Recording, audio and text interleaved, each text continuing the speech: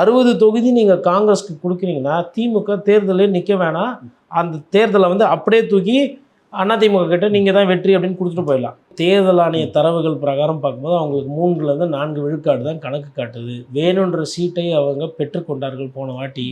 அதில் மேபி ஒரு 90 விழுக்காடு அவங்க வெற்றி பெற்றிருந்தாங்கன்னாமே அவங்களுக்கு வந்து ஒரு 25 சட்டமன்ற உறுப்பினராக இருந்திருப்பாங்க. 20க்கும் குறைந்தபட்ச சட்டமன்ற உறுப்பினர் தான் இருக்காங்க. ஆனால் பாராளுமன்ற தேர்தலில் நிறையவே சீட்டு வாங்கினாங்க. அதாவது அவங்க என்ன சொல்கிறாங்கன்னா, நாங்கள் 10 பாராளுமன்ற உறுப்பினர் சீட்டு வாங்கினோன்னா எங்களுக்கு வந்து ஒரு பாராளுமன்ற உறுப்பினர் வந்து 6 சட்டமன்ற தொகுதி சமம், அப்போ எங்களுக்கு வந்து 60 வரும் அப்படின்ற மாதிரி ஒரு கணக்கில் இருக்காங்க. 60 தொகுதி நீங்கள் காங்கிரஸ்க்கு கொடுக்குறீங்கன்னா திமுக தேர்தலே நிற்க வேணாம், அந்த தேர்தலை வந்து அப்படியே தூக்கி அதிமுக கிட்ட நீங்கள் தான் வெற்றி அப்படின்னு கொடுத்துட்டு போயிடலாம். இதே பாரதிய ஜனதா கட்சிக்கு ஒருவேளை பிஜேபிக்கு ஒண்டி 60 சீட்டு அதிமுக ஒதுக்குனா தேர்தலை நிற்காம களத்தில் திமுக கிட்ட அப்படியே கொடுத்துட்டு போயிடலாம், நீ தேர்தலே நிற்க வேணாம். இதுதான் யதார்த்தம். அப்போது தேர்தல் ஆணையத்துக்கு வந்து பூத் லெவலில் எவ்வளோ அதிகாரிகள் போட்டிருக்கீங்க, அதாவது பூத் லெவல் ஏஜென்ட் போட்டிருக்கீங்கன்னு கட்சிகள் கேட்குது. கேட்கும்பொழுது திமுக கிட்டத்தட்ட 68,000 பூத் முகவர்கள் போட்டிருக்காங்க BLA 1, அதிமுக 67,000 சில்லறை, 61,000 பூத் லெவல் ஏஜென்ட்டு பிஜேபி போட்டிருக்கு. காங்கிரஸ் கட்சி 35,000 தாண்டவே இல்லை.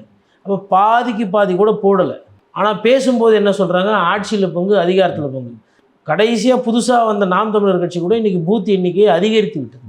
ஒரு மாநில கட்சியை எந்த அளவுக்கு போடணுமோ அந்தளவுக்கு போடுறாங்க தேசிய கட்சியை விட. ஆனால் இவர்களை பொறுத்த வரலும் பூத்தில் ஆள் கிடையாது. தேர்தலுக்கு வந்து செலவு பண்ணுறதுக்கு, வேட்பாளர் நிறுத்துறதுக்கோ இல்லை மற்ற வேட்பாளர்கள் உழைக்கிறது அந்த அந்த அந்த தொனியோ தோரணையோ இல்லை.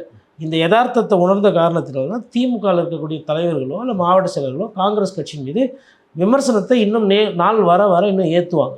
ஏன்னா தமிழகத்தில் வந்து 3-4% தான் வாக்கு விகிதாச்சாரம், அதாவது ஆட்சி மாற்றத்துக்கு தேவை. அப்படி இருக்கும்போது இந்த நேரத்தில் பேச வேணுன்ட்டு சொல்லிட்டு தான் மூத்த திமுக நிர்வாகிகள் கம்முன்னு இருக்காங்க.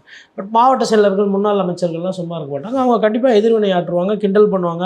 இல்லை முடிஞ்சால் சீட்டு வந்து இவ்வளோ சீட்டு கொடுக்குறாங்க அது மாதிரி இருந்தால் கூட்டணி பேச்சுவார்த்தை பண்ணும்போது சீட்டை குறைத்து விட அவங்க முயற்சி பண்ணுவாங்க.